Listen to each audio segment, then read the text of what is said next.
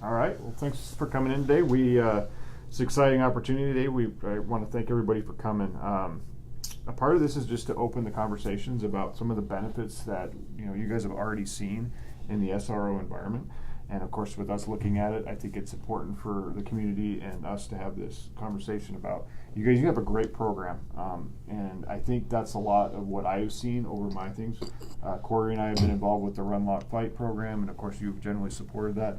And then just the safety and securities that I've seen these officers provide, and just kind of mimicking a lot of what you guys have done. So, not to steal all the thunder, but I think I'd like to open up the conversation between you two of what you guys have seen the benefits of having that SRO in the schools. So, yeah, you want to go first, Mark? Sure. From my perspective as superintendent for Kalispell Public Schools, the relationship that we have with our police department, Kalispell Police Department, and our 3 full-time SROs is a significant one.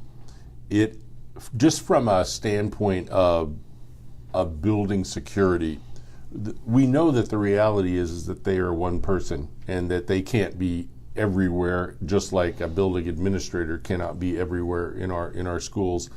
But I will tell you, driving up to whether it's Flathead High School or Glacier High School, or Linderman Education Center or Kalispell Middle School, and seeing a Kalispell Police Department vehicle parked out front, and they're there, predominantly most of the day, depending on schedules and so forth.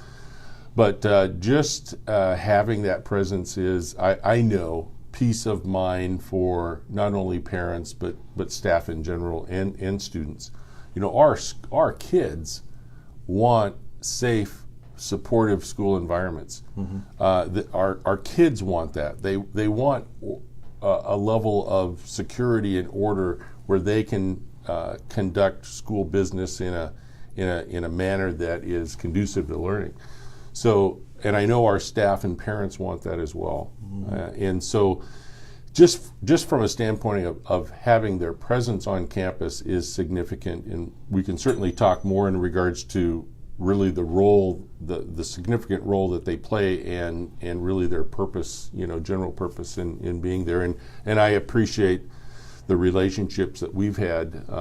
It's been a great supportive one, very collaborative. I think a mutual respect on both sides, and I think that's key. Yeah, I wanted to dovetail on what you said real quickly. First of all, when you said 3, I was a little bit taken aback, but I forgot that I'm not with District 5 anymore. Yeah, 4. Being up at the college, we have actually, through the KPD, we have 4 resource officers, 3 in District 5, and then myself as the campus resource officer up at the college. But one of the other benefits that I really see is the familiarity that the police department gets with the school through that relationship. And such that, there is the police car there is the officer there for as much of the day as they can when they're not going to a meeting or mm-hmm. doing something else. But the familiarity level and the relationship that is built between the district and the police department via that conduit being the SRO, because I know we make it a point to get maps of each school. Yeah. We have those off-site. We have keys and in strategic locations, so we can do that quick response that we need to get into the school. And just also a familiarity. There's how many? The 2 high schools, the middle school, and 6 feeder schools. Yeah, that's a lot of territory to cover. Yes. And the buildings are large, and so we make it a point to actually get folks into the buildings, and so that familiarity level is such that they could respond when needed. I mentioned our certainly Flathead High School, Glacier High School, Linderman Education Center, our 3 high school programs and buildings, and then as Cory knows, it was 3 years ago that we did not have an SRO at our middle school. Had one, but because of financial challenges, had done away with it. And again, that was a priority. And when we had an opportunity add that program back in at KMS. That was a high priority, and again, we're grateful that we are able to have that. With that said, we have no line item funding mechanism for the SROs within our school, and those come out of our general fund budget. But again, it's a priority for us, to make that happen. The other thing I will say is that just having the relationship with our SROs and the relationship that I have with Cory is so helpful. Just our most recent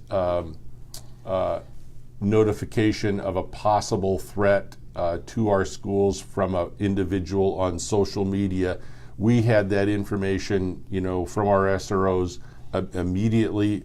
I was able to communicate out to our parents. And then I know that, even in the midst of that, Cory and I, had a conversation in regards to, this was a little bit more information. And if any question does come up or a concern, the SROs are a phone call away, and it's great to have that relationship. And I know from just that past experience, that relationship, we're able to communicate quickly. I know you and I are on a texting friendship level where the threats that Columbia Falls received, I recall being up at 2 o'clock in the morning, and we're texting back and forth. That's right. Just so the information is shared with you in the most timely fashion possible. Yep, I recall that on the cybersecurity. It was 10:30, and I was about ready to crawl into bed, and I get a text from Cory. And it's like, okay, it looks like KPS is okay, and then 10 minutes later, no, KPS is involved as well, and of course that was a intense 3 or 4 days. Yes. So but go ahead. The big one is, what I've seen a lot is an interaction specifically with the school resource officers in Kalispell. Of course, Kip was an SRO in Big Fork. Is the relationships you guys have built. I always laugh because every time, like Doug Overman, the troop chief, used to be an SRO, and we'll go to a presentation and there'll be somebody who's like, yeah, you were the SRO. Cory, do you mind kind of going through, you've been in this world for probably a lot longer than most of us. Mm-hmm. And what experiences have you had in the building relationships? That's what I miss the most being at the college now. I'm looking at it from a different lens, I guess. Now I still get to do many of the same things, but I don't have the relationship level that I had with the kids at the high school. People think sometimes that there's more punitive actions come out of having a resource officer in the school, and that couldn't be further from the truth. As a matter of fact, Mark and I traveled to Washington, D.C. on a program that keeps kids out of the juvenile justice system. Yep. So, I can count on one hand the amount of poor interactions I've had with kids that ended up with, recidivism, and they kept coming back, and eventually ended up in Pine Hills. I think my number is 3, and that's in 5 years. And as a matter of fact, one of those kids, when I saw him back from Pine Hills, he was actually waving at me, pulled over and said, "Officer Clarke, how's it going? I appreciate what you did for me, and I understand now why it had to be this way." Yeah. So, that is almost enough to get you choked up, really, when you see how that works. The things that I guess make someone a good resource officer, I'd like to think that I am. Patience, empathy, and personality. You're not there to write tickets. One of our officers gives me a hard time. He calls me the governor. He says, "You just go around shaking hands and kissing babies," And I said, well, if that's what it takes to do the job and make the parents happy, the kids happy, and the school district happy, then I guess that's what my job is. You know what? I couldn't agree with that more. From my perspective as an educator, as someone who leads a great team of educators who are constantly teaching. We're all about teaching and learning. Teaching and learning. If you don't get it the first time, then we're going to reteach it until you get it. And if the role of SROs in our schools was to write tickets was to charge kids more often than current practice, I'd be completely against it. It's the opposite. It's to get in there and from a very foundational standpoint, establish positive relationship with kids to avoid those things down the road, and having someone there that can maybe make a referral before it has to get to a legal charge. Because both Cory and I know from our experience at Georgetown University and subsequent conversations that it's a pretty bleak picture when kids enter the juvenile justice system, and it has nothing to do or against the folks running that juvenile justice. We know that if we can keep kids out of that system and making better choices and educating along the way, then we are just way better off down the road. And that's from my perspective, the most positive aspect of our SRO program is a priority for everyone. I think the biggest job that I see as an SRO is being a mediator, essentially, because you're doing this to be proactive and preemptive, to do things before they happen. You catch wind of something and you start taking care of it. In that process, you become the advocate for the student, you become the advocate for the staff or the school, and you also become the advocate for the parent. Mm-hmm. Because every time you deal with one of these, it's not like on the street when you're dealing with adults. There's a whole nother dynamic that's going on that you're having to deal with. And you become that voice of reason for the kid, for the parent, and sometimes you're talking to them at the same time. Sometimes you go into this room, come back, it's almost like just a mediator. You come back, all right, we're willing to give this, come back at this. And you just come up with the best solution for everyone involved, and that's what the job is. The other great thing is that I've mentioned our three high school programs and our middle school, but each of our SROs are also assigned in elementary. So if an issue comes up in one of our elementary schools, and they do, our principals, can pick up the phone, call that resource officer, and they're almost immediately, to deal with whatever it is, or to help work through, as simple a thing as maybe a traffic issue around the school to dealing with, a really challenging student who needs lots of support. And Cory knows firsthand what those elementary experiences can be. Yes. So, can we talk a little bit about the technology stuff that we're dealing with now? I mean, I know even when I started in law enforcement, it was more about catching the bad guys and kind of very conceptual. Now we've added technology into this, and a lot of the conversations that I've had with you and some of the other SROs is that function. What kind of role are you guys playing in that, with the cyberbullying, with the text messages, with everything being online now?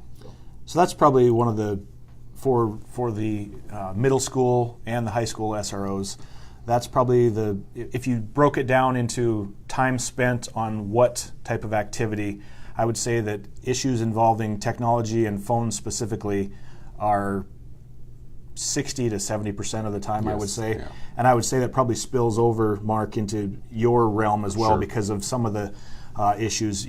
Kids aren't allowed to have phones on in class, or if they have them on, they're not supposed to be on the phone. If they're on the phone, whether it be during a test or it's distracting from the class, the teacher will go and ask for the phone and take possession of the phone. When that goes awry, some kids will say, no, you're not taking my phone. And then there's also parents that are in support of that, saying, hey, I don't want you to take my kid's phone. I've had parents come in and say, I want this teacher charged with theft for the taking of the phone. So there's just a myriad of different issues, as well as the bullying, the rumor spreading, that goes without even talking about the big issue that's sexting and taking pictures that they shouldn't be taking. That's where we head down into the lower grades as far as 6, 7, and 8, and we talk to boys and girls. My method of doing it was to talk to girls and then to talk to boys in health classes about how to be gentlemen, and then talking to girls about how it's not socially okay for boys to ask for these types of pictures, and talking to boys about how it's not gentlemanly to try to collect these things. So I hope I'm answering your question, Brian, but I mean there's a ton of it, and we finally have some support with the cyberbullying statutes and things like that help, but it really takes a lot of time. Yeah, the electronic piece is it's a huge time consumer, and as beneficial as technology is, that's the downside. And we all know, whether it's a teenager or an adult, people feel much more at liberty to express really inappropriate opinions and demeaning comments on an online basis than face to face. But we deal with the fallout of that as if were a face to face encounter. Yep, and I'm talking about the more minor infractions where I'm being, or the SRO is being more of a mediator in that sense. So let's take that up a notch, and these things do happen as well when there's actual credible threats being made via phone. We're brought those threats by the recipient, or something is someone taking underage pictures of themselves actually falls into the child pornography category. If we get into something in that level, then the law enforcement portion comes out a little bit more, and we're able to actually physically seize the phone and then do a search warrant on the phone if that happened to be necessary, which has happened in the past. Yes. But the key, I guess, and what I've been told is a lot of that is those relationships that you've built, and then that information's going. So in senses where there isn't that connection sometimes without maybe a law enforcement or an SRO or those educational pieces, that can go unchecked. And then, for example, like the cyber threats that we are getting now, or that just sometimes they make claims to do harm to something. We're getting that quicker information, which is key. Yep. But I think that's a big one. And then, the big topic is, of course, safety. I mean, we're all, as law enforcement officers, our big, what we all signed up to do the job is to protect those people out there. And so, I mean, if we touch a little bit on that safety aspect of your guys' roles or in your opinions, so when the preparing for those bad days, we might want to talk a little bit about Run Lock Fight today, if you don't mind doing that, and then just kind of how you guys have utilized that and the SRO connection to better your school's protections. Okay. So speaking of Run Lock Fight, that's becoming a topic that I think more and more people have heard of. It's a response to an active intruder, and the school district is a big supporter of the program that we have put together. The Sheriff's Office and the Kalispell Police Department work in conjunction, putting this training on. I think, Brian, at my last check, we've done 50. I think we just hit number 50 when we went to Kyla this past week. That was our 50th Run Lock Fight, and that brought us over 2,800 teachers and staff who've been trained in how to respond to an active intruder. Just to, if you want me to go into it a little bit, the feedback has been amazing. Okay. Empowered. Yes. I mean, yes. There's a lot of the big words that we've seen. Yep. So we've got it's essentially a 7 to 8 hour training that we put on. We do it on usually PIR days or days where the school is not taking place, because we actually do a lockdown of the entire school. The staff will be there. We've got a group of probably 20 trainers to draw from. We usually use 7 or 8 at a time. They're specifically picked by us for their love for the subject matter and their capability of sharing it with people in a way that's not overly frightening, overly militaristic, anything like that. So there's some why the program came about, a little bit of history as to past incidences, Columbine, things like that. That's a third of the day. Then we break into learning stations where we go and we talk about how to barricade a room, how to do emergency medical, proper running techniques, and then just briefly we talk about some gun takeaways and actual physical fighting. After that, the last part of the day, we take all of it, we put it together, and we do actual live scenarios where we have a person in, I'll just call it a fight suit. He has a mock gun.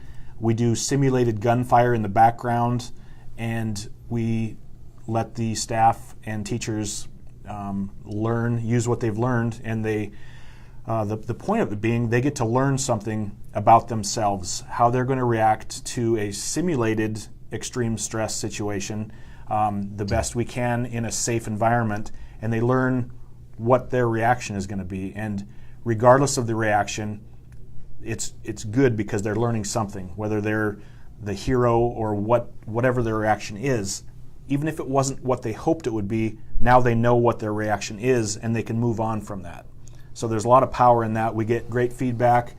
People talk about being empowered and what they learned and how we want more of this. Best PIR day ever. Some of the things that I've heard. So, one of the things we've learned over the years is that from a emergency preparedness standpoint, especially dealing with an active intruder, with gun, without, whatever the case may be, is that there is not one response that you can always go to. Mm-hmm. It just is not. Now, in a fire drill, that's still probably pretty standard procedure. Here you go this way, you go down the steps, you go out this door.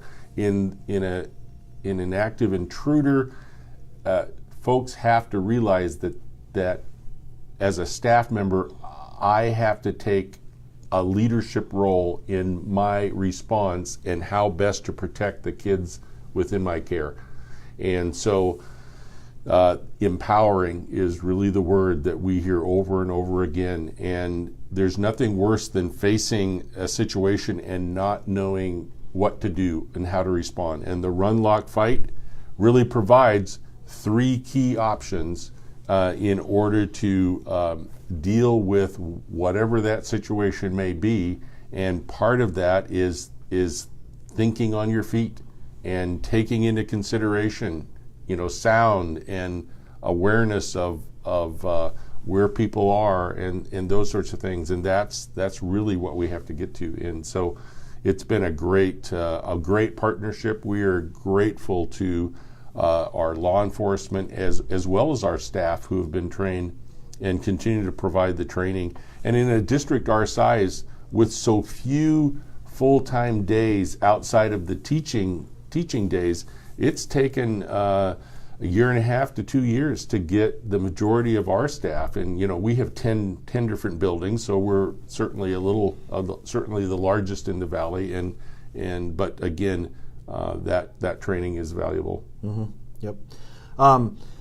To take it, I guess, down a notch, if you will, from that, some of the things that we speak to with staff and students or parents we talk about de-escalation techniques, and that's one of the, I guess, services we provide, if you will, to the schools, and talk with teachers about how it doesn't necessarily have to, hopefully we can get it before it rises to the run, lock, fight level, which is something that you're going to see way more on a weekly or monthly basis, where you just have someone that's unpleasant, whether it be a parent that's upset or just someone from the community that doesn't belong in the school, mm-hmm. and how to deal with that.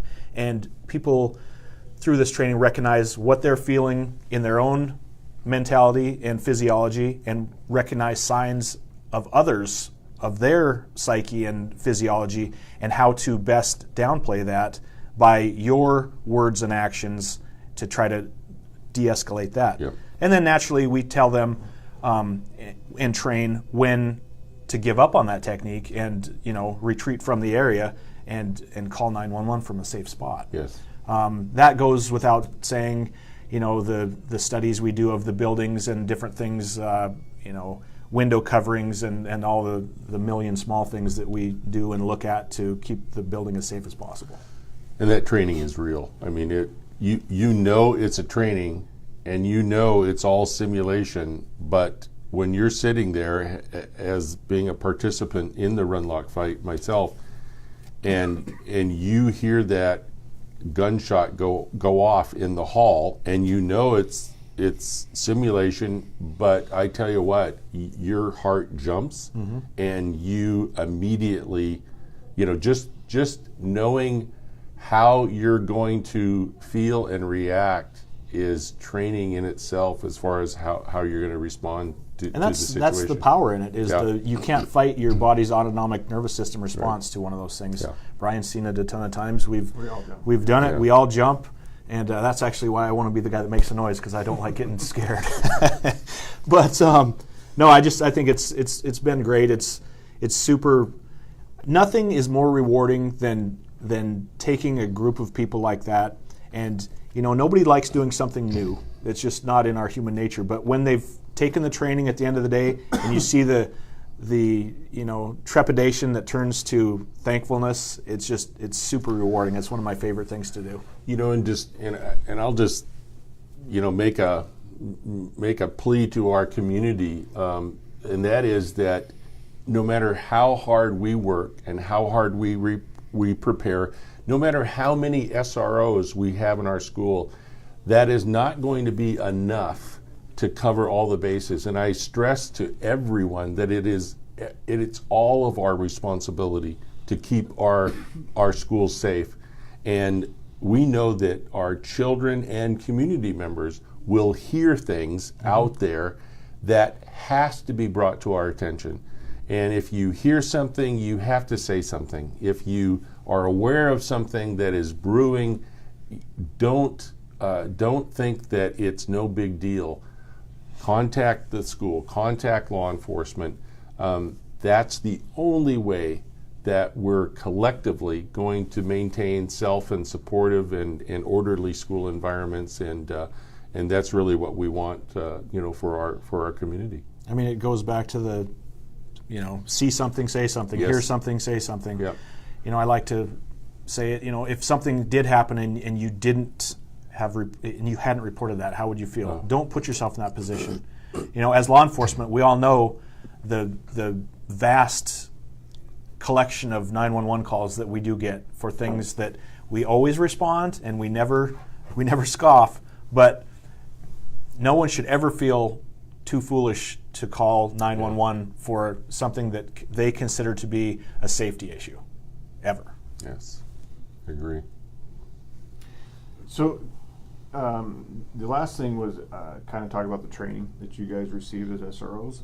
I think that's important to kind of cover that topic so that everybody understands that this is generally not somebody that's brand new. It's somebody that has some experience, from my understanding. And then kind of from there, what education are you guys receiving to take on that role? Okay. So I was a patrol officer for 4 years, and I think at the time that was the standard for becoming an SRO. So 4 years on the street, and after that, once the selection process was put into place, I believe I was voluntold to do it, but it was the best voluntold that's ever happened to me in my life. I got to say that. So I have to thank the chief at the time for that. After that, there's an organization called the National Association of School Resource Officers, NASRO. There's a 40-hour training that all resource officers attend. And from there, it's really on-the-job training. And I've tried to make it a point that it's not a baton pass between the outgoing and the incoming SRO.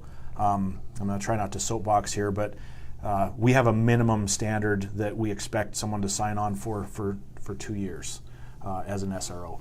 My goal would be to have that changed as long as it's a fit for the school and for the officer and for the police department. Those three things, so everyone is happy. I would say that it's a 4-year commitment. So you take a freshman class and you take them all the way through, because you build those relationships, and the kids start depending on you enough that it's almost like they're losing someone if you leave them before they leave. So you take those freshmen and you graduate them, and I think we talked about the relationships that you've built are just, they're probably lifelong as far as knowing you and being able to come up and talk to you. So in that baton handoff process, I try to make it at least, it's not like, here's Brian, here's Mark Flatau, there's your school, go for it. It's more of try to do at least a week of introductions going through, because it's so much to process, so many names. You're the new person. Everybody knows you're Officer Clarke, but you've got, how many teachers at Flathead? 200? Close to it. You know? Yeah. Total staff. Yep. Yep. And so you really, it takes so much time to get into the process. Meanwhile, you're getting, you know, MIP, these calls. Your call load starts right away. I mean, out of anybody, any of our folks, the SROs, they're busy. They're busy. And it's not, again, it's not slapping handcuffs on people all day long, but you are attending to issues that would become issues if they're not taken care of. So, I mean, there's that. And then we have continuing education just through the police department. Anything that has to do with school safety, we get sent to. It's a really great program. I would say that from my perspective, the SRO has to be completely comfortable in their own skin, and they have to be a relational person, meaning the ability to go out and engage with people, to talk with people, to talk with kids, to build those relationships, which over time, just provides the great value of the SRO in the schools. Mm-hmm. And, just to speak more to the personality part, I guess I may have said it earlier, but I mean, if you're wanting somebody that needs to have those statistics, that wants to write tickets and wants to be punitive, and they're not doing it for the right reason, it's not the right person, and we'd right. have that, they wouldn't even get close to being in the position. But you really need somebody that has that, you just have to, there's got to be a personality that can take, a little bit of, high school kids are a different animal. Yes. And you have to be able to survive that world, Mm-hmm. And no, it's a good thing. Yes, it is. We're grateful for it. So I wanted to thank both the Superintendent, Mark Flatau, is that right? Yes, Make sure I you got got her. that. Okay, and Perfect. then Cory, of course, who's infamous in the Valley, of course, and his credits at the college. So again, this input is dramatic. As a sheriff, a lot of times we have to reach out to our community partners to find out, a lot of the stuff that's going on. Of course, we've all made our mistakes, and so what we try to do is tie in with those and to make sure that we're heading down the right path. So it sounds to me like you guys have received great benefits, and we're looking forward to hopefully moving forward on this one. Yes, excellent. Any recommendations? I tell you, it's a strong collaboration, and that's truly what it is. It's a collaboration with certainly goals and objectives. But I can tell you that having the support that we have in our schools through our SROs, that we don't waver. That's a discussion. We're in the midst of our budget planning right now with tough decisions and looking at budgets and how to increase dollars for curriculum and technology. With all of those other priorities, the conversation around SROs, whether to have them or not, just does not come up, just because of the value they bring. And I think my last parting idea would be, I think, Mark, when the hiring process goes through with the police department, I know there's school officials that are on that hiring committee that get to have their say, because when you think about it, really, when I was at Flathead, I was considered myself to be, a de facto administrator at the same time, because you end up doing those things in the stead of others being gone. I wouldn't say, I'm telling you you're suspended, but I know just from experience that may be the outcome here. So you do get into that role, and it almost feels like you're as much of a school district employee as you are a police department or a sheriff's department employee. So I know it's very important that the school thinks that they're going to have a fit with the person that is being chosen as well. Mm-hmm. So again, thank you for your guys' time. I know it's valuable, and we all got other things to do, but I appreciate this, and we look forward to communicating more in the future, and I'll be asking lots of questions. Right. Appreciate the opportunity. Thanks for having us. Yes.